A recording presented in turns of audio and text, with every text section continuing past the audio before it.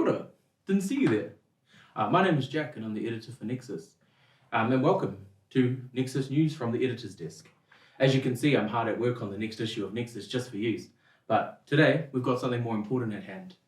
Let me bring out my notes. Yesterday, some of you might have seen, the budget was released. We're going to cut to Keishan on the streets, where he can start talking to some of the tauira and get their thoughts on the matter. Keishan, over to you. Thank you, Hoatarata. We're here today at the University of Waikato because we want to get the students' perspective of the budget for 2023. Grant Robinson, our finance minister, just announced what our money's going to be spent on, but it's time to ask what people really think about what we're doing. Kia ora, sir. Do you think New Zealand is spending enough money on biodiversity for the climate crisis that we are going to be affected with soon? I can't answer that question for sure on whether it's enough or not. However, I know that for us to be able to tackle what we need to be able to do to ensure that we preserve, protect, revitalise and empower, if we want to, our biodiversity and keep secure our biological heritage, we need some form of collaboration, definitely. For me, it's more probably the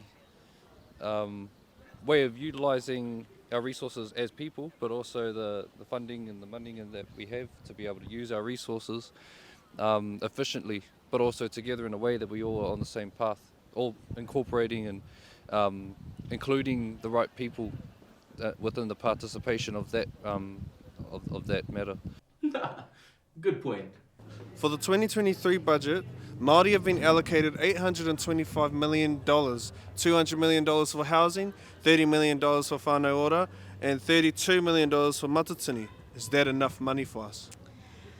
Well, first off, I think we'll start with talking about the matatini budget. So that is a big jump from the 2 million or however much it is usually in previous years. So that is a good starting point, and it's a big improvement actually.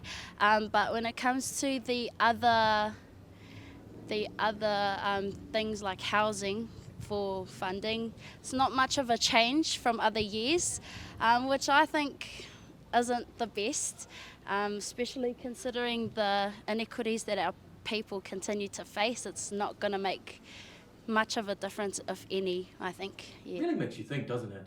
If you had $40 billion to spend for your country, what would you spend it on? First, I will make healthcare free and support education, national interest and national allowance for start-up companies. I didn't think about it like that. New Zealand just announced that they're going to be giving under 13-year-olds free public transport and 13 to 25-year-olds half price for transport. Saying that, knowing that you're going to be a primary school teacher, how do you think that's going to affect your students that you'll be educating? I think that would really benefit them in terms of being able to get to school on time and being able to travel to school conveniently. And I think that would be really useful for them. With regards to teaching, do you think New Zealand should increase the budget to be able to support teachers better by increasing their pay? Definitely, yeah. I don't think it's enough for the hours that they do and the time that they spend outside of school and just how they're treated. And that's the budget for 2023. The students have voiced their opinions and what they feel is right and wrong with our budget for this year. Thank you, Hoatarata. Back to the studio. Thank you, Keishan, and thank you for those informed opinions from our tauira on campus. That's all we've got for Nexus News this week. Thank you for joining me at my editor's desk, and I'll see you in the next 7 days when we're back to talk about something. I don't know. Mā te wā.